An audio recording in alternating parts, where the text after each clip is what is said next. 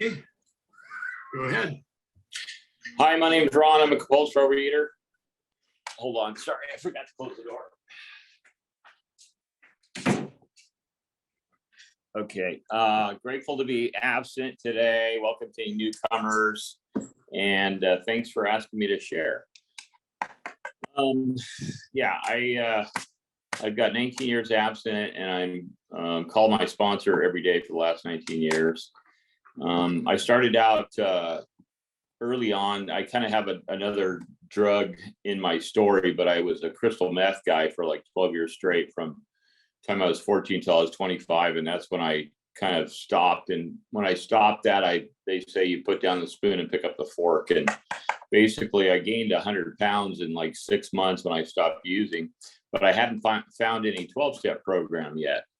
And food became my drug of choice. I didn't know that food was a drug of choice. I just knew that I was working in a construction job at the time as a plasterer, and we were stuck in people's houses. When I was walking around the house, I would see myself in the window when we were covering the windows and go, God, I'm getting so fat. I got to stop eating. And so I started doing, I didn't know what exercise bulimia was back then, but I started doing exercise. And I did karate for like 2 years straight, every waking moment. And then I'd come home and eat like a pig. It turns out that there's only one secret to eating, to losing weight is eat less. It's a really simple process, but it's really hard for a compulsive overeater. And anyway, I did that for like 2 years and continue to, I lost various amounts of weight, but I kept, eating a lot. So I never really lost a lot. And then when I got tired of that, I moved to racquetball, and then my racquetball and basketball, and I did that for every waking moment. And then I moved to my ankles were rolled. I was about 280 pounds then, and I was playing racquetball full time and basketball, and just rolled my ankles, so I couldn't do that anymore. And then I went to the stationary bike, and somewhere in that time period, I started using the other drug again, and then I got clean, and I started going to NA meetings, which is the 12-step program. And about 7 years into my NA program, I'd worked the steps a couple times, and I thought I had everything going on, but I couldn't get rid of this fat. I'm like, God, sponsor, man, I'm really fat, and I'm really unhappy, and I don't want to keep eating. And he goes, well, just work the steps on it. So, I started working the steps on it, but I couldn't get it. And he didn't relate because he wasn't a compulsive overeater. So he didn't, but we do know that, when we switch one drug for another, that's what we do. And I had to learn that. But anyway, about 7 years into it, one of the people in that program said, hey, you should try OA. And I'm like, oh, cool. So I went over to I think I went to about 6 meetings in the first year that I was going. And I grabbed all your great information and I took it out on my own and said, I can do this. And I failed miserably and went on for a long time after that. I had lost, by that time, I had lost 100 pounds riding this. I rode the stationary bike for like 5 or 6 or 7 years straight, something like that. And I lost 100 pounds by dieting and eating less. I gained it all back. I lost it again and gained most of it back.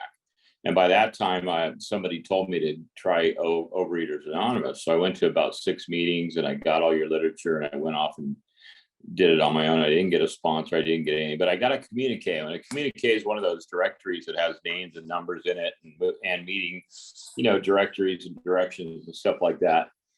So at some point when I got just so miserable, I guess I had surrendered because I had that communique from the meetings and I said, God, I got to do something. So I went to the men's list and I went down from the top and started calling men and asking if they would sponsor me. And I got down to about the 5th or 6th guy. And he said, yeah, come to the meeting tomorrow. We'll go to dinner before the meeting. And I'm like, no, I don't want to go to dinner. I want to lose weight. He said, just come.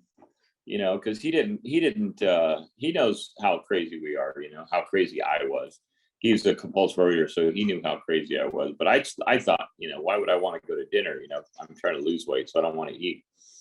But anyway, we met for dinner, and we actually met that night with Roseanne and this other, his sponsor, which was a longtime OA guy. And I didn't know who Roseanne was, and I didn't really care. I was just worried about getting abstinent.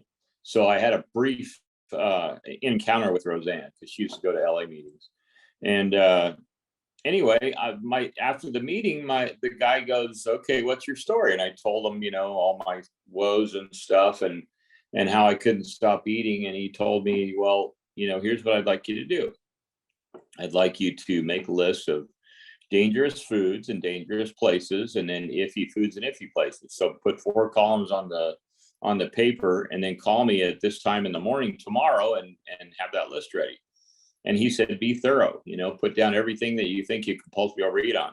Now, this was, the dangerous foods would have been everything, some people call them red light foods, orange light foods, whatever, but he called them dangerous foods in dangerous places. So some people have a lot of issues with a lot of food. So he said, put all the foods down that you compulsively overeat on, and all the places that you think might be a problem for you. Because a lot of people have emotional eating stuff going on with family and all that stuff, because like you go to a certain family member's house or something like that. So, obviously buffets were, one of those places, and restaurants, and sometimes fast food places. And then iffy foods and iffy places were places where he thought maybe, you might have an issue with this food or this place. So I did that in the morning. I called him and I gave him that list, and he said, "Okay, well, it sounds like you might have some sugar and flour issues, and basically in this program, this is what he told me. Everything that I'm saying is just what my program is and what my sponsor taught me. And, doesn't mean that you have to do anything or anything like that. But he told me that sugar and flour are kind of like a drug for us, that, when we eat sugar and flour, we never feel full, and we tend to want to eat more after we're done." And so he said that I should, probably give up sugar and flour to the most part, if it's a certain amount down the list on the ingredients and so on. So basically, he helped me set up a food plan. He said, "Well, eat oatmeal for breakfast, and then there's a chicken place in California that we like to go to, and we get, a certain amount of food." And he said, "Eat these, go to this chicken place every day and eat these 2 meals the same." So basically, I was already doing Kashi cereal, which is a non-sugar cereal, and I don't really like oatmeal. So I asked him if I could do Kashi cereal, and he said yes. And then I went to this chicken place and had the same meal 2 times a day. And he said, basically, that's what I want you to do. He didn't say, "Well, what do you want to do?" I didn't call him and say, "Hey, are you sponsoring?" "Yes." "Well, how do you sponsor?" He was vetting me to see if I was going to be a willing candidate and to see if I was worthy of sponsoring. He didn't want somebody that, was going to ask, "What are you doing and how can you help me?" When I'm reaching out for somebody to, when I got in this program, I was bottom. I was willing. I was surrendered. I was willing to go to any length. And, he told me what to eat. So I said, "Okay." And I started eating that, and I was riding the stationary bike still. And about 3 or 4 months into it, I was losing weight, eating 3 meals a day, which is absolutely amazing. I was just shocked. I couldn't believe that you could eat 3 meals a day and lose weight. So I stopped working, stopped riding that stationary bike, and I continued to lose weight, believe it or not. And so, I got abstinent and I lost my weight, probably about 6 or 7 or 8 months, something like that. I got back down to a decent weight because I'd already been kind of, I'd lost 100 and gained back most of it, but then I was losing again. And so anyway, the next day I called, he told me to call him every day at that certain time. So I called him in the morning and I told him what I was going to eat. He already knew what I was going to eat, but I told him what I was going to eat. And he said, "I want you to get a big book of Alcoholics Anonymous and read a minimum of 5 pages a day, and call me and write a little paragraph on how it relates to your compulsive overeating." So he said, "Start from the very beginning of the book. And I don't want a description of what you're reading unless you have absolutely nothing to say. But," he said, "I want you to give me a little paragraph on how it may relate to your compulsive overeating." So I started reading, and I would call him in the morning and I would say, "Good morning, and here's my food, here's my reading." And then he would say, "Okay, now I want you to tell me what your crazy thoughts are." And I'm like, I kind of was a little offended. I'm like, "What are you talking about, crazy thoughts? I'm not crazy. I got 7 years in the other program." And he goes, well, here's my crazy thoughts. And he told me some of that stuff. And I just happened to be going through a nasty divorce at that time. My ex-wife was bipolar and all kinds of crazy stuff. And we had a daughter and we were having all kinds of issues. And I said, oh, that kind of crazy thought. Okay, like, killing my wife or something, obviously I would never do that, but you just, and that might not be the exact thought that I had in my head, but stupid, crazy thoughts that you would never act out on. So I would tell him my crazy thoughts every day. I would call him the next day and I'd say, hey, here's my food. Here's my reading and writing. Here's my crazy thoughts. And then he said, I want you to start making 2 outreach calls a day. I'm like, okay, but I'm already doing all this other stuff. And he said, well, if you make outreach calls, early on in my recovery, when I would go to pick up the phone to call somebody, I was so insecure and self-conscious that I would grab the phone. And as I was grabbing the phone, I would start talking myself out of it, saying, oh, you know what? They don't really want to hear what I have to say. And the phone would start getting up a little higher. And then I'd go, you know what? It's not really that important. Really, I can handle it. And then, halfway up and I'm saying, forget it. I don't need to call them. I'm good. And I would put the phone down. And, that practice of making outreach calls is a really good practice because it makes it easier to actually pick up the phone when you really need help, because that could have, those outreach calls probably saved my life because there's things go on in life when you're abstinent that are really drastic and really cause you a lot of havoc and it makes you want to eat. And instead of eating, you could actually call somebody because, half the time that I would call somebody, they would be in some situation that they needed to talk about. So it was kind of like the higher power was putting people in my life and putting me in their life that needed to be there when they needed, so I would make those 2 outreach calls every day and I would get really good at calling. And we would, the first couple of times it's kind of stupid because we go, hey, how are you? Oh, good, Joe. How are you? Oh, great, Bob. And then we would both just sit there in silence. Okay, now what? And then, pretty soon it got a little easier and you get past that. But uncomfortable silence is okay if you're not used to making phone calls, because when people put their name on the list to call you, they want you to call them. They're not putting their name on the list because they don't want people to call. Now, what happened to me once was like early on, some guy was busy and I called him and he goes, hey, I can't talk right now. And I got off the phone. I go, oh God, he hates me. I'm never going to call anybody again. And, it wasn't that at all. The guy was busy and he called me back later. But those few hours, I was like, oh my God, he just hates me. I'm not worthy of this program, blah, blah, blah, blah, blah. But you know what? I got through that and, my life got better and I got abstinent. And, my sponsor told me to start sponsoring after 30 days of being abstinent. And I'm like, are you crazy? In the other program, it took me like over a couple of years to even start. And he goes, well, you know what? There's a lot of newcomers in here in our meeting. We call our meeting the pizza box. And it used to be on a Tuesday night. And it was really good meeting.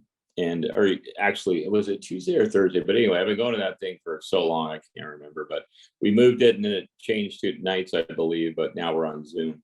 But he would say there's a lot of newcomers in this meeting. And, you've got more than what the newcomers have right now. And you can teach them what you have, what I've taught you. And I'm like, okay, reluctantly passing out my number. And, I passed out my number and nobody called. And I'm like, shit, this is easy. So I passed out my number and then all of a sudden I had like 10 sponsees and I'm like, what am I going to do, sponsor? And he said, don't worry, your higher power will work that out for you. You'll have the right amount of sponsees in no time. And sure enough, a bunch of people fell off, because a lot of times as soon as you tell somebody what they're going to eat, they're saying, well, excuse me, that's not really what I wanted to do. You mean I have to actually do something in this program to succeed? I have to follow directions to succeed? Are you kidding me? So they said, I'll see you later. And thank you so much for your help. And then I had the right amount of sponsees. And I've had a few sponsees that have stayed absent for a long, long, long, long time, along with me, which is really cool. And then, I started working steps with that sponsor and he would tell, I spoke, there's a speaker tape of me out there somewhere at 6 months at this it was like some spring gathering or something, but I spoke about, I spoke about my compulsory eating, and it's basically the same story I'm telling now. Go But ahead, Ron. Gentle reminder, 5 minutes. oh my gosh, that's so fast. Anyway, we're gonna wrap this up really in 5 minutes, but I worked the steps with that sponsor, and he said that he knew what he was gonna eat because he ate the same thing I did, oatmeal chicken. And he said, I could tell you what I'm gonna eat on 1 year from now on a Thursday, and because he ate the same thing all the time, and he was doing really good. But by the time we got to the 12th step, I had been eating a few extra bites and telling him about it and gaining a little bit of weight. And he'd say, well, let me know when you gain this much weight. And I say, well, I gained that much weight. And he said, well, you're okay. And it turns out, I got through all 12 steps with him, and then he relapsed. And that was about 2 years into my recovery. And I went with our grand sponsor, and my grand sponsor was Jack, and he sponsored me till he passed away. And now I'm with another guy that's just moving to Detroit for retirement. And I've been basically going to meetings maybe like 1 or 2 times a week for the last 19 years. I've been calling a sponsor every single day to tell them my food for the last 19 years. Actually, July 31st will be 20 if I make it. I've been, I got it through working the steps. I got a really good close conscious contact with my higher power. I've been sponsoring people for the last probably 18 years, even before that, because I started in 30 days, but it, didn't take hold that well in the beginning. But, and then I've lost, I'm a 97-pound weight guy. So that's what I say. I've lost 97 pounds, but really, I'm sure I was over 300 pounds. I'm about 195 right now, and I've kept the same weight kind of pretty much, because once my first sponsor relapsed, I realized that I had been, eating too many meals, and I mean, not too many meals, but too much at each meal, adding a bite here and a bite there. And that's happened over my recovery a few times, but I've been able to, be honest with my sponsor and say, I got to stop this. And then I would put something else on my don't eat list, and I would get back in line. And, my life is really good thanks to my higher power.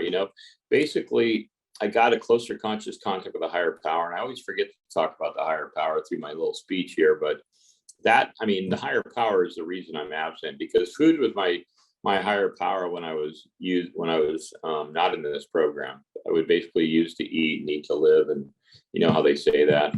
And today, my life 20 years later, 19 years later, no fronts, is amazing. I mean, absolutely amazing. I go to the meeting every Thursday night. I call my sponsor every day. I work I have like 5 people that call me every morning or during the day, whatever their time is, and they call in their food. And I have people with newer time and people with older time. And my life is just really good and balanced. It's because of this compulsive Overeaters Anonymous program that my life has gotten so good. And I don't know how it can get any better, but my higher power keeps putting things in my life to get it better. And I've gone, that ex-wife has been out of our life since my daughter was 8, and she's almost 26 now. And she never got to experience her daughter because she chose to go off and use. And that was really sad, but I was a single dad for a long time, and I did a pretty good job according to my daughter. So that's pretty cool. So there's just so many rewards that this program can give you. But the best thing I can tell you is, the best thing you can do is follow direction. I mean, what I did was I was so ready to stop this ridiculous cycle of compulsive eating. I was so miserable being fat. I didn't like my life. I was insecure and self-conscious about everything. And I just said, help me, and he said, okay, are you willing to go to any lengths? That's what I ask a sponsee if I take on a new sponsee. I go, are you willing to go to any lengths? I've had 100 people call me and say, how do you sponsor? What's your food plan? Do you do that pizza box thing? And I go, it doesn't matter what I do. Are you willing to go to any lengths? And if there's a hem or a haw or I go, you know what? You might not be ready yet. And I love you. And I want you to keep coming back, but I just, I can't sponsor you, because if somebody's not willing to follow direction, then they're not willing. And, you know, that's just for me. It doesn't mean anything else for anybody else, because there's a lot of ways to sponsor, and people, you know, there's a lot of ways to stay absent. I was really snobby in the beginning because I was successful and some other people weren't, but I realized that there's a lot of ways to stay absent, and mine isn't the only way. And when I walk by the mirror, I look in the mirror and I like the guy that I see, you know. I've got into pretty good shape. I'm, you know, I'm in reasonable. I wish I would have brought my pictures, but they're out in the car. But I've kept this weight on to a certain, and I, you know, today I can wear pants until they wear out instead of changing the pants because I've gained too much weight and they don't fit. You know, I actually wear out clothes today, which is really weird concept. And Fair and gentle reminder. okay. And thank you for letting me share.